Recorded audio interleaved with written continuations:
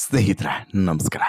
ಇತ್ತೀಚೆಗೆ ಮಾಜಿ ಸಿಎಂ ಒಬ್ಬರ ಸಿಡಿ ಬಗ್ಗೆ ಸ್ಫೋಟಕ ವಿಚಾರವನ್ನ ಬಯಲು ಮಾಡಿದಂತಹ ವಕೀಲ ಜಗದೀಶು ನಂತರ ನಾಪತ್ತೆಯಾಗಿದ್ರು. ಆದರೆ ಇದೀಗ ಸಡನ್ ಆಗಿ ಪ್ರತ್ಯಕ್ಷ ಆಗಿರುವಂಥ ಜಗದೀಶು ಈಗ ಮತ್ತೊಂದು ಸ್ಫೋಟಕ ಸಂಗತಿಯನ್ನು ಬಹಿರಂಗಪಡಿಸಿದ್ದಾರೆ. ಅದರಲ್ಲೂ ಕೂಡ ಈಗಾಗಲೇ ಮಾಜಿ ಸಿಎಂನ ಈ ಸಿಡಿ ಸಂಬಂಧ ಒಂದು ಸ್ಟೇಟ್ಮೆಂಟನ್ನು ಕೊಟ್ಟು ಒಂದಷ್ಟು ವಿಚಾರಗಳನ್ನು ಹೇಳಿ ನಾವು ಸುಪ್ರೀಂ ಕೋರ್ಟ್ನಲ್ಲಿ ಫೈಟ್ ಮಾಡ್ತೀನಿ ಇದ್ರ ಬಗ್ಗೆ ಅಂತೇಳಿ ಹೇಳಿದಂತಹ ಜಗದೀಶು ಅರೆಸ್ಟ್ ಆಗಿದ್ದಾರೆ ಅನ್ನುವಂಥ ಮಾಹಿತಿಯು ಕೂಡ ಸಿಗ್ತಾ ಇದೆ. ಇದಕ್ಕೂ ಮುನ್ನ ಮತ್ತೊಂದು ವಿಡಿಯೋವನ್ನು ಮಾಡಿದಂಥ ಜಗದೀಶು ಒಂದಷ್ಟು ಸ್ಫೋಟಕ ಸಂಗತಿಗಳನ್ನು ಬಹಿರಂಗಪಡಿಸಿದ್ದಾರೆ. ಈಗಾಗಲೇ ಈ ರಾಜಕಾರಣಿಯ ಸಿಡಿಯ ಬಗ್ಗೆ ಮಾತನಾಡಿದಂತಹ ಇದೇ ಜಗದೀಶ್ ಅವರು ಈಗ ಮಾತನಾಡಿರುವಂಥದ್ದು ಒಬ್ಬ ಸ್ವಾಮೀಜಿಯ ಸಿಡಿಯ ಬಗ್ಗೆ, ಅದು ಕೂಡ ಪ್ರಖ್ಯಾತ ಮಠದ ಸ್ವಾಮೀಜಿಯ ಸಿಡಿಯ ಬಗ್ಗೆ ಮತ್ತು ಆ ಸಿಡಿಯನ್ನು ಹಿಡ್ಕೊಂಡು ರಾಜಕಾರಣಿಗಳು ಮತ್ತು ಮಾಧ್ಯಮದವರು ಮಾಡಿದಂತಹ ಬ್ಲಾಕ್ ಮೇಲ್ನ ಬಗ್ಗೆ. ಹೀಗಾಗಿ ಇದು ಈಗ ಮತ್ತೆ ರಾಜ್ಯದಲ್ಲಿ ಭಾರಿ ಸಂಚಲನ ಸೃಷ್ಟಿಸುವಂತಹ ಎಲ್ಲ ಲಕ್ಷಣಗಳು ಕೂಡ ಕಾಣಿಸ್ತಿದೆ. ಮಾಜಿ ಸಿಎಂನ ಸಿಡಿ ಬಗ್ಗೆ ಮಾತನಾಡಿದಂತಹ ಕೆಲವೇ ದಿನಗಳಲ್ಲಿ ಜಗದೀಶ್ ವಿರುದ್ಧ ದೂರು ಕೂಡ ದಾಖಲಾಗ್ತದೆ. ಒಬ್ಬರು ಮಾಜಿ ಸಿಎಂ ಯಾಕೆ ಸುಮ್ಮನೆ ರಿಸ್ಕ್ ಅಂತ ಹೇಳ್ಬಿಟ್ಟು ಸ್ಟೇಯನ್ನು ಕೂಡ ತರ್ತಾರೆ. ಆದರೆ ಈಗ ಇರುವಂಥ ಪ್ರಶ್ನೆ, ಆ ಸ್ವಾಮೀಜಿ ಯಾರು ಮತ್ತು ಆ ಮಾಧ್ಯಮದವರು ಯಾರು, ಆ ರಾಜಕಾರಣಿಗಳು ಯಾರು ಅನ್ನುವಂಥದ್ದು. ಇದನ್ನು ಇದೇ ಜಗದೀಶು ಬಹಿರಂಗಪಡಿಸ್ತೀನಿ ಎನ್ನುವಂತಹ ಸವಾಲನ್ನು ಹಾಕಿ ಈಗಾಗಲೇ ತೆರಳಿದ್ದಾರೆ. ಹಾಗಾದರೆ ಯಾರದು, ಏನಿದು ಆರೋಪ, ಜೊತೆಗೆ ಇದು ಎಲ್ಲಿಗೆ ಹೋಗಿ ತಲುಪಬಹುದು, ಸತ್ಯನೋ ಸುಳ್ಳು, ಪ್ರಚಾರಕ್ಕಾಗಿ ಹೀಗೆ ಮಾಡ್ತಿದ್ದಾರೆ, ಹೀಗೆ ಸಾಕಷ್ಟು ಪ್ರಶ್ನೆಗಳಿದ್ದಾವೆ. ಆ ಎಲ್ಲ ಪ್ರಶ್ನೆಗಳಿಗೂ ಕೂಡ ಉತ್ತರವನ್ನು ಹುಡುಕ್ತಾ ಹೋಗೋಣ.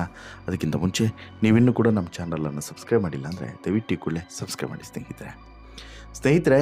ವಕೀಲ ಜಗದೀಶ್ ಈ ಮಾಜಿ ಸಚಿವ ರಮೇಶ್ ಜಾರಕಿಹೊಳಿ ಸಿಡಿ ಪ್ರಕರಣದಲ್ಲಿ ಭಾರಿ ಸದ್ದನ್ನು ಮಾಡಿದಂತಹ ವಕೀಲ ಅಂತ ಹೇಳಿದ್ರೆ ಇದೇ ಜಗದೀಶು. ಅದಾದ ಬಳಿಕ ಸಾಲು ಸಾಲು ವಿವಾದಗಳಲ್ಲಿ ಸಿಕ್ಕಿಕೊಂಡು ಒಂದಷ್ಟು ಚೀಮಾರಿಗಳನ್ನು ಹಾಕಿಸಿಕೊಂಡು ಮತ್ತೆ 2-3 ಸಲ ಜೈಲಿಗೂ ಕೂಡ ಹೋಗಿ ಬಂದಿರುವಂಥ ಜಗದೀಶ್ಗೆ ಈಗ ಇನ್ನೂ ಕೂಡ ಸಾಲು ಸಾಲು ಸಂಕಷ್ಟಗಳು ತಲೆಯ ಮೇಲೆ ಇದೆ ಅನ್ನೋದು ವಾಸ್ತವ. ಇದರ ಬೆನ್ನಲ್ಲೇ ಈಗ 2 ವಿವಾದವನ್ನು ತಲೆ ಮೇಲೆ ಹಾಕ್ಕೊಂಡಿದ್ದಾರೆ ಇದೇ ವಕೀಲ ಜಗದೀಶು. ಅದರಲ್ಲಿ ಒಂದನೇ ವಿವಾದ ಏನು ಅಂತ ಹೇಳಿದ್ರೆ, ಬಹುಶಃ ನೀವು ನೋಡಿರ್ತೀರಾ, ಈ ಹಿಂದೆನೂ ಕೂಡ ಅದ್ರ ಬಗ್ಗೆ ಒಂದು ಕಂಪ್ಲೀಟ್ ವಿಡಿಯೋವನ್ನು ಮಾಡಿದ್ದೆ.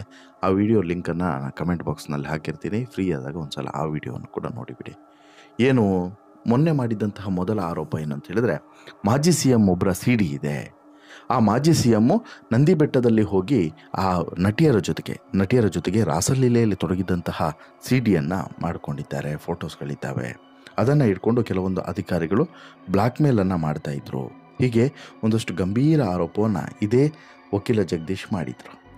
ಈ ಜಗದೀಶ್ ವಿರುದ್ಧ ಅದಾಗಲೇ ದೂರು ಕೂಡ ದಾಖಲಾಗಿದೆ. ಜೊತೆಗೆ ಜಗದೀಶನ್ನು ಬಂಧನ ಮಾಡಿದ್ದಾರೆ ಅನ್ನುವಂಥ ಮಾಹಿತಿಯೂ ಕೂಡ ಸಿಗ್ತಾ ಇದೆ. ಅಷ್ಟು ಮಾತ್ರವಲ್ಲ, ಒಬ್ಬರು ಮಾಜಿ ಸಿಎಂ ಹೋಗ್ಬಿಟ್ಟು ಸ್ಟೇಯನ್ನು ಕೂಡ ತಂದಿದ್ದಾಗಿದೆ. ಹೀಗೆ ಭಾರೀ ಬೆಳವಣಿಗೆಗಳು ಕೂಡ ನಡೆದಿದ್ದಾವೆ ಈ ಜಗದೀಶ್ ಕೊಟ್ಟಂಥ ಒಂದೇ ಒಂದು ಸ್ಟೇಟ್ಮೆಂಟ್ ಪರಿಣಾಮ. ಆದರೆ ಜಗದೀಶ್ ಇಲ್ಲಿ ಆ ಸ್ಟೇಟ್ಮೆಂಟನ್ನು ಕೊಟ್ಟರೇನೋ ಸರಿ, ಅದರಲ್ಲೂ ಕೂಡ ಈ ಜಗದೀಶ್ ಮಾಡಿದಂಥ ಆರೋಪ ಎಷ್ಟು ಗಂಭೀರವಾಗಿತ್ತು ಅಂತ ಹೇಳಿದ್ರೆ, ಅವತ್ತು ಇಬ್ಬರು ಸಚಿವರು ಮತ್ತು ಒಬ್ಬ ಮಾಜಿ ಮುಖ್ಯಮಂತ್ರಿ ಈ ಹಗರಣದಲ್ಲಿ ಭಾಗಿಯಾಗಿದ್ದಾರೆ. ಇವರಿಗೆ ನಟಿಯರೇ ಬೇಕು. ಇವರು ನಂದಿ ಬೆಟ್ಟದಲ್ಲಿ ಮೋಜು ಮಸ್ತಿಯನ್ನು ಮಾಡ್ತಾಯಿದ್ರು. ಆ ನಂದಿ ಬೆಟ್ಟದ ಪ್ರವಾಸಿ ಧಾಮದಲ್ಲಿ ಇವರದ್ದು ವಿಡಿಯೋಗಳು, ಫೋಟೋಸ್ಗಳು ಎಲ್ಲದೂ ಕೂಡ ರೆಕಾರ್ಡ್ ಆಗಿದೆ. ಅದನ್ನು ಇಟ್ಕೊಂಡು ಅಧಿಕಾರಿಗಳು ಬ್ಲ್ಯಾಕ್ ಮೇಲನ್ನು ಮಾಡ್ತಾ ಇದ್ದಾರೆ. ಹೀಗೆ ಸಾಕಷ್ಟು ವಿಚಾರಗಳನ್ನು ಜಗದೀಶ್ ಅವತ್ತು ರಿವೀಲ್ ಮಾಡಿದರು. ಅದಾದ ಬಳಿಕ ಇಡೀ ರಾಜ್ಯ ರಾಜಕಾರಣದಲ್ಲಿ ಭಾರಿ ಸಂಚಲನವೇ ಆಗಿತ್ತು. ಯಾರು ಆ ಮಾಜಿ ಮುಖ್ಯಮಂತ್ರಿ ಎನ್ನುವಂಥ ಪ್ರಶ್ನೆ ದೊಡ್ಡ ಮಟ್ಟದಲ್ಲಿ ಪ್ರಶ್ನೆಯಾಗಿ ಕಾಡ್ತಾ ಇತ್ತು. ಇದರ ಬೆನ್ನಲ್ಲೇ ಕಾಂಗ್ರೆಸ್ನ ಮಾಜಿ ಶಾಸಕರು ಕೂಡ ಮತ್ತೊಂದು ಪ್ರತಿಭಟನೆಯ ಸಂದರ್ಭದಲ್ಲಿ ದೊಡ್ಡ ಬಾಂಬನ್ನೇ ಹಾಕ್ಬಿಟ್ಟು ಬಿಜೆಪಿಯ ಮಾಜಿ ಮುಖ್ಯಮಂತ್ರಿ ಅಂತೇಳಿ ಹೇಳಿಬಿಟ್ರು. ಇಲ್ಲಿ ಜಗದೀಶು ಬಿಜೆಪಿ ಅಂತೇಳಿ ಹೇಳಿರಲಿಲ್ಲ, ಬಟ್ಟು ಈ ಮಾಜಿ ಶಾಸಕ ಬಿಜೆಪಿ ಅಂತ ಹೇಳಿ ಪಾರ್ಟಿಯನ್ನೇ ಉಲ್ಲೇಖ ಮಾಡಿದ್ರು. ಆಗ ಸಾಕಷ್ಟು ಜನರಿಗೆ ಒಂದಷ್ಟು ಹೆಸರುಗಳು ತಲೆಯ ಒಳಗಡೆ ಹೊಳೆಯಲಿಕ್ಕೆ ಶುರುವಾಯಿತು. ಒಂದಷ್ಟು ಜನ ಕರೆಕ್ಟಾಗಿ ಊಹೆಯನ್ನು ಕೂಡ ಮಾಡಿದರು. ಕಾಕತಾಳೀಯ ಅನ್ನುವಂತೆ ಅದಾಗಿ 2 ದಿನಕ್ಕೆ ಮಾಜಿ ಮುಖ್ಯಮಂತ್ರಿಗಳು ಒಬ್ಬರು ಸ್ಟೇಯನ್ನು ಕೂಡ ತಂದುಬಿಟ್ರು. ಕೋರ್ಟ್ಗೆ ಹೋಗ್ಬಿಟ್ಟು ಸ್ಟೇಯನ್ನು ಕೂಡ ತಂದುಬಿಟ್ರು. ಇವತ್ತಿಗೆ ಆ ಮಾಜಿ ಮುಖ್ಯಮಂತ್ರಿಯ ಹೆಸರನ್ನು ನಾವು ಹೇಳೋಕ್ಕೆ ಸಾಧ್ಯವಿಲ್ಲ. ಯಾಕಂತ ಹೇಳಿದ್ರೆ ಸ್ಟೇ ಇದೆ, ಕಾನೂನನ್ನು ಉಲ್ಲಂಘನೆ ಮಾಡೋದಕ್ಕೆ ಅಸಾಧ್ಯ. ಸೊ ದಟ್ಟು ನಾವು ಕಾನೂನಿಗೆ ಗೌರವಿಸಬೇಕು, ಆ ಮಾಜಿ ಮುಖ್ಯಮಂತ್ರಿಯ ಕಾಮಕಾಂಡಕ್ಕಲ್ಲ ಅನ್ನೋದನ್ನು ಗಮನಿಸಿ. ಇದಾಗ್ತಿದ್ದಂಗೆ ಅದೇ ಮಾಜಿ ಮುಖ್ಯಮಂತ್ರಿಯ PA ಈ ಜಗದೀಶ್ ವಿರುದ್ಧ ಒಂದು ಕಂಪ್ಲೇಂಟನ್ನು ಕೂಡ ಕೊಟ್ಬಿಡ್ತಾರೆ. ಕಂಪ್ಲೇಂಟ್ ಕೊಟ್ಟಂತಹ ನಂತರ FIR ಕೂಡ ರಿಜಿಸ್ಟರ್ ಆಗುತ್ತೆ.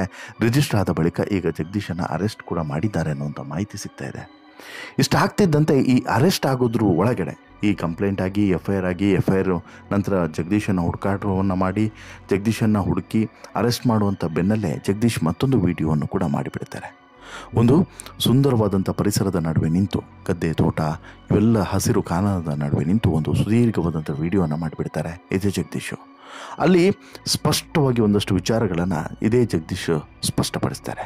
ಒಬ್ಬ ಸ್ವಾಮೀಜಿಯ ಸ್ಫೋಟಕ ಒಂದು ವಿಡಿಯೋ ಇದೆ ಅನ್ನೋದನ್ನು ಮಂದಾರ ಪುಷ್ಪವೇ ನೀನು ಹಾಡು ಹೇಳೋದ್ರ ಮೂಲಕ ಅಲ್ಲಿ ರಿವೀಲ್ ಮಾಡ್ತಾರೆ.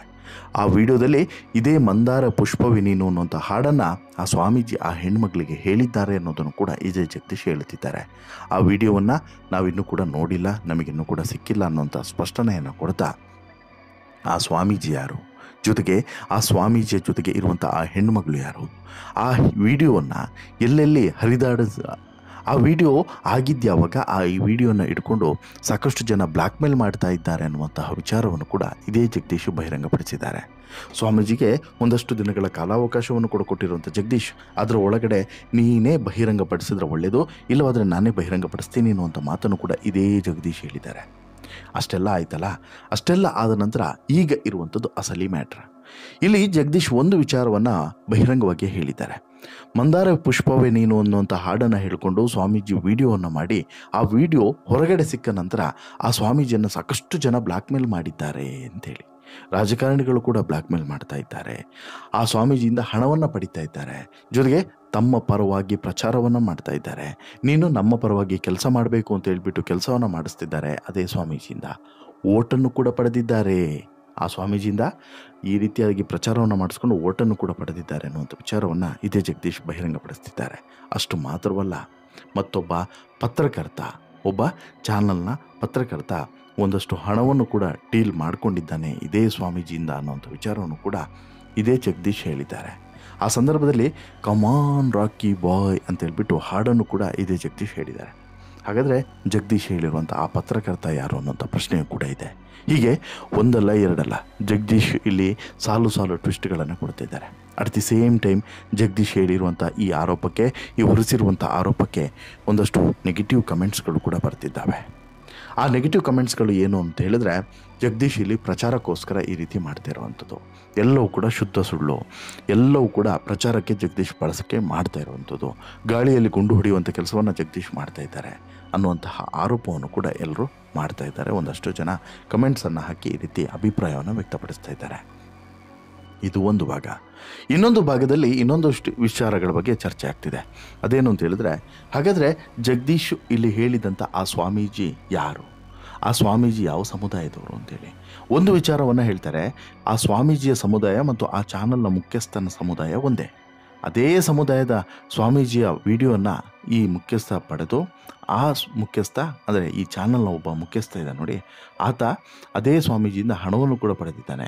ಅವ್ರದ್ದೇ ಸಮುದಾಯದ ಸ್ವಾಮೀಜಿ ಆಗಿರೋದ್ರಿಂದ ಸ್ವಲ್ಪ ಹೆಚ್ಚೇ ಡೀಲಿಂಗ್ ಆಗಿದೆ, ದೊಡ್ಡ ಮಟ್ಟದ ಅಮೌಂಟೇ ಡೀಲಿಂಗ್ ಆಗಿದೆ ಅನ್ನೋಂಥ ವಿಚಾರವನ್ನು ಕೂಡ ಇಲ್ಲಿ ಜಗದೀಶ್ ಬಹಿರಂಗಪಡಿಸಿದ್ದಾರೆ. ಅಲ್ಲಿಗೆ ಒಂದಂತೂ ಕ್ಲಿಯರ್ ಆಯಿತು. ಒಬ್ಬ ಪ್ರತಿಷ್ಠಿತ ಸ್ವಾಮೀಜಿಯ ವಿಡಿಯೋ ಇದೆ. ಆ ವಿಡಿಯೋದಲ್ಲಿ ಒಂದಷ್ಟು ಅಶ್ಲೀಲವಾದಂಥ ಸಂಗತಿಗಳಿದ್ದಾವೆ. ಅದನ್ನು ಬಳಕೆ ಮಾಡಿಕೊಂಡು ರಾಜಕಾರಣಿಗಳು ಮತ್ತು ಈ ಚಾನಲ್ನವರು, ನ್ಯೂಸ್ ಚಾನಲ್ನವರು ಒಂದಷ್ಟು ಹಣವನ್ನು ಮಾಡ್ತಿದ್ದಾರೆ ಅನ್ನೋದು ಈಗ ಆರೋಪದ ರೂಪದಲ್ಲಿ ಹೊರಗಡೆ ಬಂದಿರುವಂಥದ್ದು. ಈಗಾಗಲೇ ಒಂದು ಆರೋಪವನ್ನು ಮಾಡಿದಂಥ ಜಗದೀಶ್ಗೆ ಒಂದು ಸಂಕಷ್ಟ ಎದುರಾಗಿದೆ. ಈಗ ಎರಡನೇ ಆರೋಪ ಮಾಡಿದಂಥ ಜಗದೀಶ್ಗೆ ಇದರಲ್ಲೂ ಕೂಡ ಮತ್ತೆ ಸಂಕಷ್ಟ ಎದುರಾಗುತ್ತಾ, ಅಥವಾ ಈ ರೀತಿ ಸುಮ್ಮನೆ ಆರೋಪಗಳನ್ನು ಮಾಡಿಕೊಂಡು ಪ್ರಚಾರವನ್ನು ಗಿಟ್ಟಿಸ್ಕೊಳ್ಳುವಂಥ ತಂತ್ರಗಾರಿಕೆನ, ಹೀಗೆ ಸಾಕಷ್ಟು ಪ್ರಶ್ನೆಗಳು ಇರೋದಂತೂ ಸತ್ಯ. ಬಟ್ ನಿಮಗೆ ಯಾವ ಸ್ವಾಮೀಜಿ ಅದಾಗಿರಬಹುದು ಅಂತೇಳಿ ಅನುಮಾನಗಳಿದ್ದಾವೆ. ಅದು ಯಾವ ಚಾನಲ್ನ ಮುಖ್ಯಸ್ಥ ಈ ರೀತಿ ಬ್ಲ್ಯಾಕ್ ಮೇಲ್ ಮಾಡಿರಬಹುದು ಅಂತೇಳಿ ನಿಮಗನ್ಸುತ್ತೆ. ಅದು ಯಾವ ರಾಜಕಾರಣಿ ಈ ಸ್ವಾಮೀಜಿಯ ಅನುಕೂಲವನ್ನು ಪಡೆದುಕೊಂಡು ಸ್ವಾಮೀಜಿಯಿಂದ ಹಣವನ್ನು ಕೂಡ ಪಡೆದು ಪ್ರಚಾರವನ್ನು ಕೂಡ ಗಿಟ್ಟಿಸಿಕೊಂಡಿರಬಹುದು ಅಂತೇಳಿ ಅನ್ನಿಸ್ತಿದೆ. ದಯವಿಟ್ಟು ಕಮೆಂಟ್ ಮಾಡಿ ತಿಳಿಸಿ. ಜೊತೆಗೆ ಈ ಸ್ಟೋರಿ ಇಷ್ಟ ಆಯಿತು ಅಂತ ಹೇಳಿದ್ರೆ ಲೈಕ್ ಮಾಡಿ, ಶೇರ್ ಮಾಡಿ, ಚಾನಲ್ಗೆ ಸಬ್ಸ್ಕ್ರೈಬ್ ಆಗೋದನ್ನು ಮರಿಬೇಡಿ. ಧನ್ಯವಾದ.